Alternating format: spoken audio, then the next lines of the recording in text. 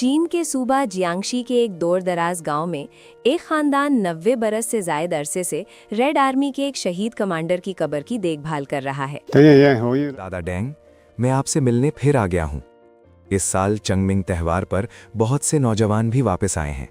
सब आपसे मिलने और बातें करने आए हैं दादा डेंग। यहाँ दफन डेंग ईगोंग हैं, जो चीनी इनकलाब के दौरान रेड आर्मी के कमांडर थे। 1932 में एक लड़ाई के दौरान वो शदीद जख्मी हुए गए और हंगामी इलाज के लिए उन्हें शीहान गांव लाया गया। ताहम जख्मों की ताब ना लाते हुए वफात पा गए। शिये नानजिंग के दादा और दीगर देहातियों ने उन्हें पहाड़ी ढलवान पर दफन किया। इसी दिन से शिये खानदान की 5 नस्लें इस कब्र की देखभाल कर रही हैं। मेरे दादा ने मेरे वालिद को बताया और मेरे वालिद ने मुझे।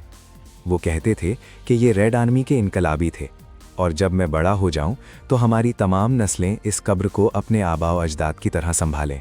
आपने इतने बरसों तक मेरे दादा की कब्र का ख्याल रखा, उसके लिए बहुत शुक्रिया। आपकी ये लगन हमारे लिए बहुत मायने रखती है। 80 साल से ज्यादा गुजर चुके हैं, हम दिल से शुक्रगुजार हैं।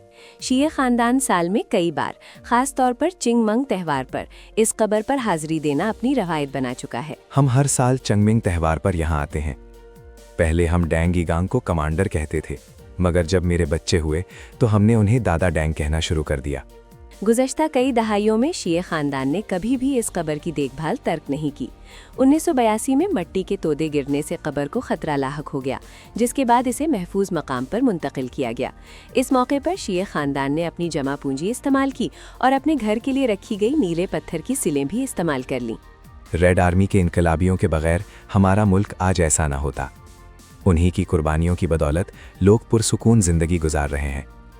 अब जबकि जिंदगी बेहतर हो गई है, हमारी नस्लें इस बात को यकीनी बनाती हैं कि डेंग को हमेशा याद रखा जाए। मैं बचपन से अपने दादा से कमांडर डेंग और रेड आर्मी की कहानियां सुनती आई हूँ। मेरे ख्याल में वो वाकई अजीम थे और मैं उनसे सीखना चाहती हूँ। अगर एक दिन मेरे दादा चलने के काबिल ना रहे तो हमारा खानदान ये जिम्मेदारी संभालेगा।